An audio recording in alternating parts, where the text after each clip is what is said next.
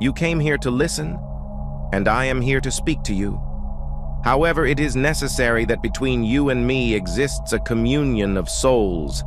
We need to have the intention to investigate in ourselves, to search, to inquire, to know, to listen with the clear objective of attaining orientation in the path of the inner self-realization of the being. To know how to listen is something very difficult. To know how to speak is much easier. It happens that when one is listening, it is necessary to be open to the new, with a spontaneous mind, with a mind empty of concepts, prejudgments, etc. However, the ego, the I, the myself, does not know how to listen, and instead it translates, interprets everything based in its own prejudgments and what it has stored in the formative center. What is the formative center? The memory. Why is it called formative center? Because within it is processed the intellectual formation of concepts. Having understood this, it becomes urgent to learn to listen with a new mind and not repeat what is already stored in the memory. After this introduction, we are going to agree upon concepts, ideas, etc. First of all, it is indispensable to know if the intellect by itself can lead to the experience of the real. There exist bright intellects, we cannot deny that, but they have never experienced that which is the truth.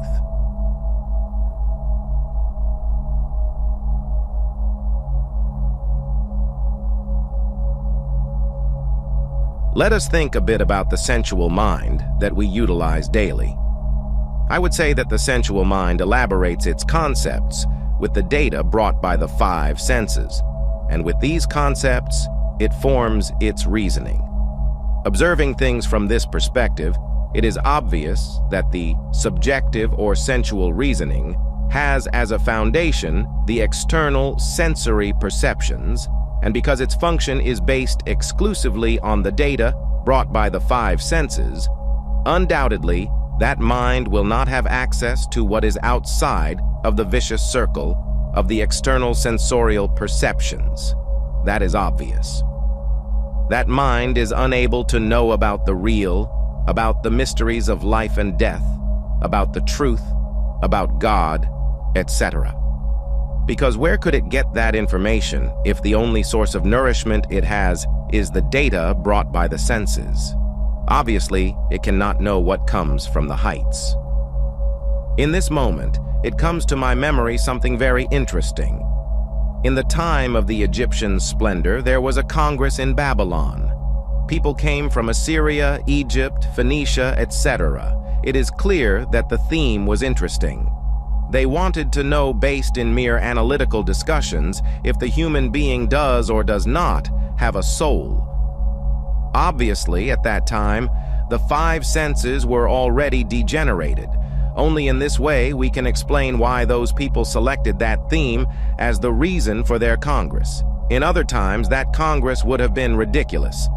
The Lemurians never would have had the idea of celebrating that kind of congress. For the people of the continent Mu, it was enough to get out of their body in order to know if they had or did not have soul. And this was done very easily because their physical senses were not so degenerated. So the idea of a theme like that only could have come from an involutive and degenerated humanity. It happened that there were many discussions for and against. Finally, a great wise Assyrian ascended to the tribunal of eloquence. That man had been educated in Egypt, he had entered in the mysteries, and in a very loud voice he said, "Reasoning cannot know anything about the truth, about the real, about the immortal soul. Reason can be useful to defend a spiritualist or materialist theory. Reason could elaborate a spiritualist thesis with a formidable logic, and also can create by opposition a materialist thesis with a similar logic.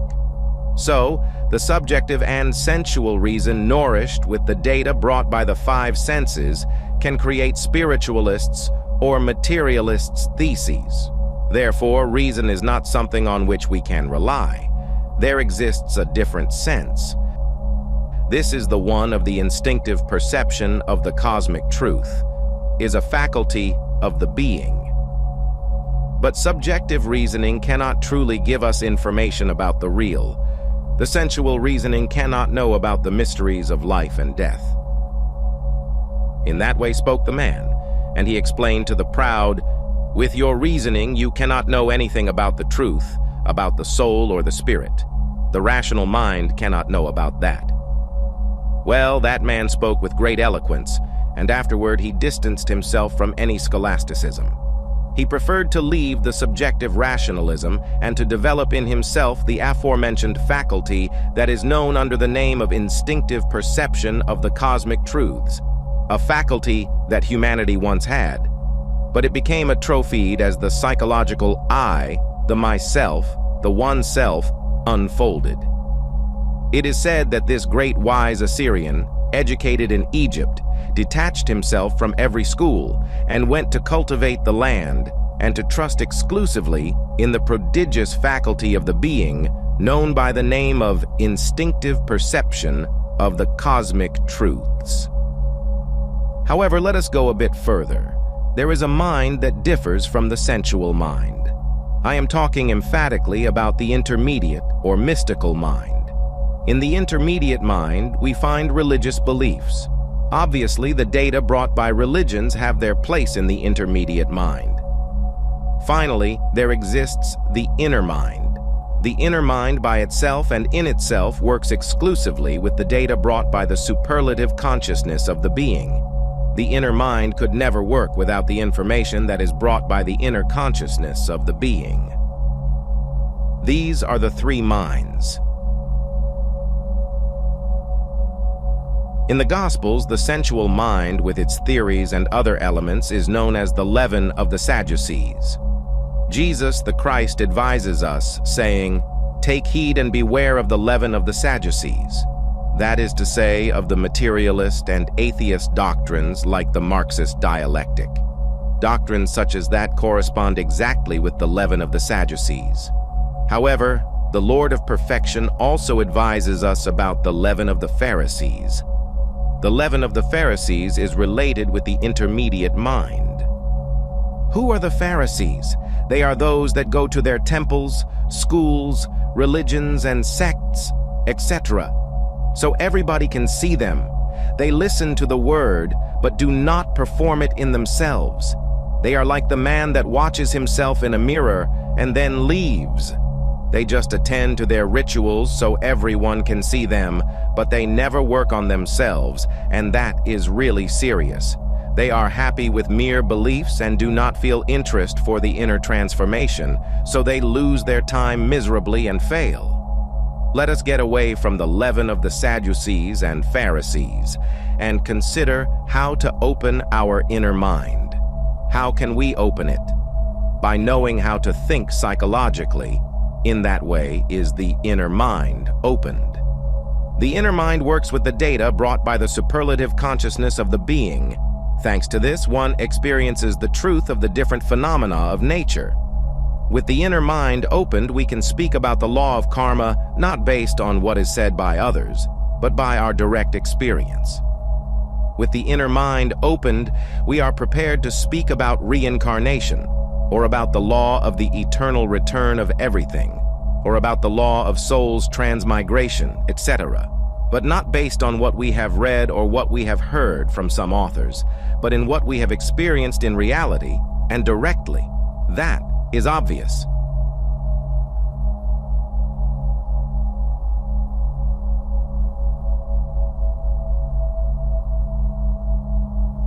Why has money become so important in our lives? Is it perhaps because we depend exclusively on it for our psychological happiness? All the human beings need bread, protection, and shelter, and this is already known. This is so natural and simple for the birds of the sky. Why has it become so important to us and taken on frightful significance? Money has taken an exaggerated and disproportionate value because we depend psychologically on it for our own well-being.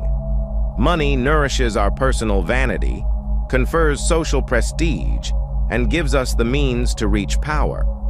Money is being used by the mind with totally different purposes than covering our immediate physical necessities.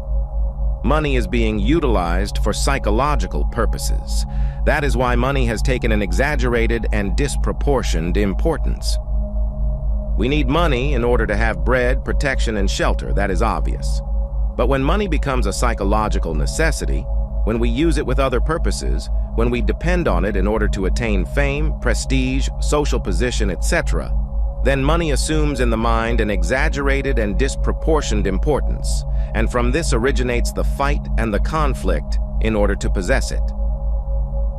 It is logical that we need money in order to satisfy our physical necessities, in order to have bread and shelter. But if we depend exclusively on money for our happiness and personal satisfaction, then we are the most unfortunate beings on the earth.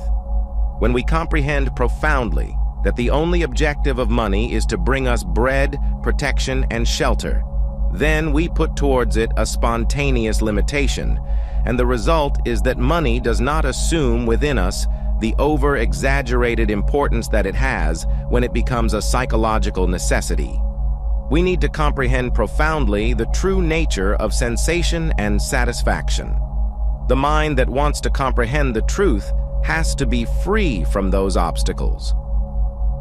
If in truth we want to liberate thought from the obstacles of sensation and satisfaction, we have to start with those sensations that are more familiar and to establish in them an adequate foundation for comprehension. Sensations have their right place, and when we understand them profoundly in all the levels of the mind, they do not have the stupid deformation that have now. Many people believe that if everything proceeded according to the political party to which they belong and fight for, then we would have a happy world, full of abundance, peace, and perfection. That is a false concept, because in reality such happiness cannot exist if we have not individually comprehended the true meaning of things. The human being is too poor internally, and due to this, he needs money and material things for his personal satisfaction. When someone is poor internally, she looks for money and material things in order to complete herself and to find satisfaction. For this reason, money and material things have taken a disproportioned value, and the human being is ready to steal, exploit, and lie at every moment. That is the cause of the fight between the capital and the work, between the boss and laborers, between exploiters and exploited. All the political changes are useless if we have not comprehended our internal poverty. The political system can change again and again. The social systems can be altered again and again. But if we have not comprehended profoundly the inner nature of our internal poverty, the individual will always create new means and ways to attain personal satisfaction at the expense of others' peace. The philosopher Immanuel Kant, in his books Critique of Practical Reason and Critique of Pure Reason, indicates that there is no doubt that the subjective and rational reason could never acquire something that does not belong to the world of the five senses. The intellect by itself is rational and subjective, and always demands demonstrations when listening about reincarnation or karma. But the truths that can only be perceived by the inner mind cannot be demonstrated to people of the sensual mind. To demand facts in the external and sensorial world about such truths is like demanding that a bacteriologist study microbes with a telescope, or demanding that an astronomer study astronomy with a microscope. They demand, yes. However, the facts cannot be given to the subjective reasoning, because this reasoning does not have any relation with what does not belong to the world of the five senses.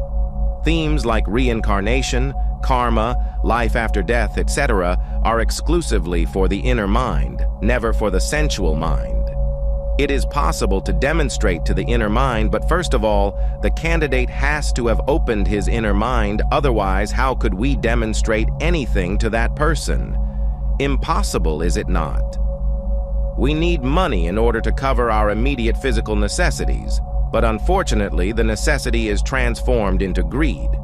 The psychological I, perceiving its own emptiness and misery, gives to money and material things an exaggerated and absurd value that is different than the value they really have. The I wants to become externally rich because internally it is poor and miserable. The I wants to dazzle the others with material things and money. In this moment, our relationship with money is based on greed. We always justify our greed with necessity. Greed is the secret cause of hatred and the world's brutalities, and many times the aforementioned assumes the form of legal actions. Greed is the cause of war and the miseries of the world. If we want to finish with the greed of the world, we have to comprehend profoundly that the world is within ourselves. We are the world, and the greed of other people is within us. In reality, everyone lives within our own consciousness.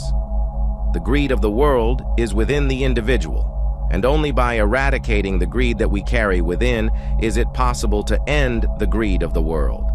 Only by understanding the complex process of greed in all the levels of the mind, we will be able to experience the great reality. Now, after having seen this clearly, it is convenient to go deeper in the topic of the faculties.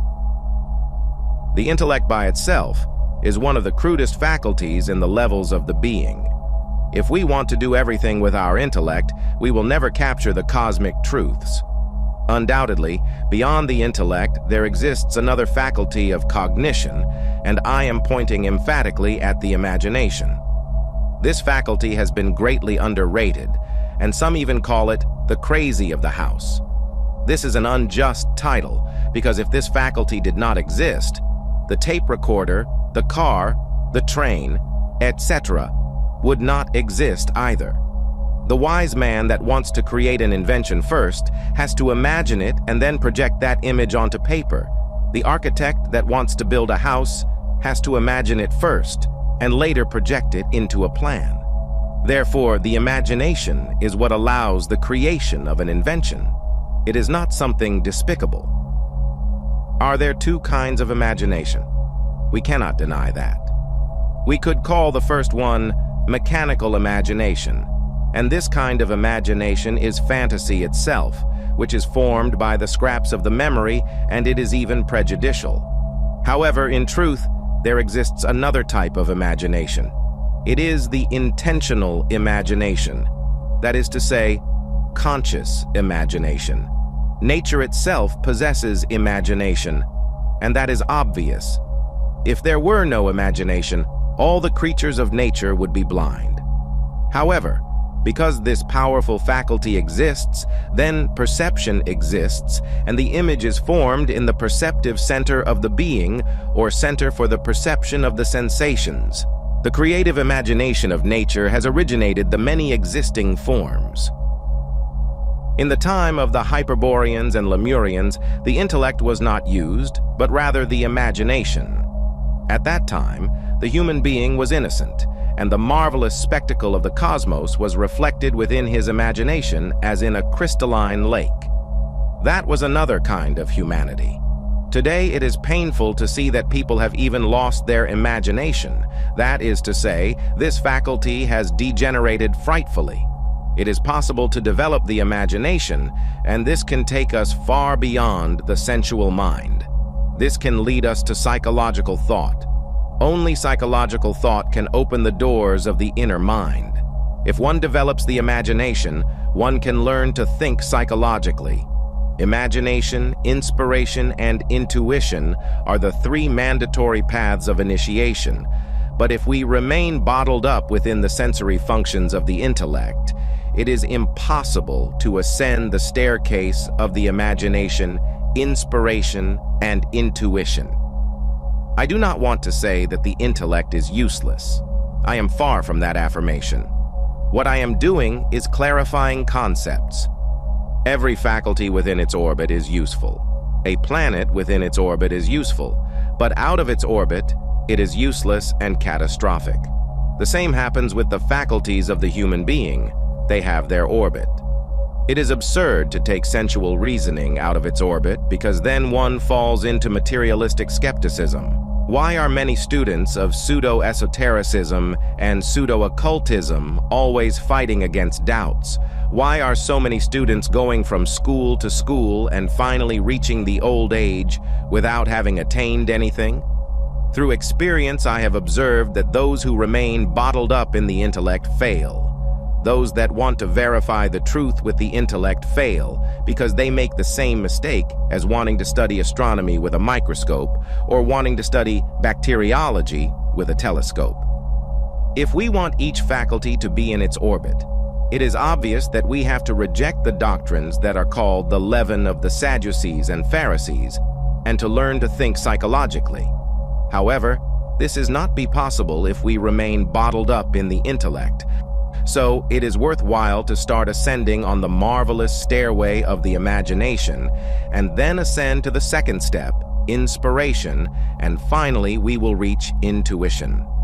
We need money, that is true, but it is necessary to profoundly understand the correct relationship with it. Neither the ascetic nor the stingy have comprehended the proper relationship with money. Neither by renouncing nor coveting money can we reach a just relation with it. We need comprehension in order to intelligently realize what our material needs are without depending disproportionately on money. When we correctly understand how to relate to money, then we remove from ourselves the pain that the so-called generosity produces and the frightful suffering that competition generates. We have to learn to differentiate between immediate physical necessities and psychological dependence. Psychological dependence generates exploitation and slavery. It is urgent to understand the inner nature of the myself, if in truth we want to become spiritually rich. He that is spiritually rich is unable to exploit others, is unable to lie. He that is spiritually rich is free from the obstacles relating to sensations and personal satisfaction. He that is spiritually rich has found happiness. The consciousness knows directly the reality of each natural phenomenon, and through the inner mind can manifest it. This means that only by opening the inner mind is authentic faith born in the human being.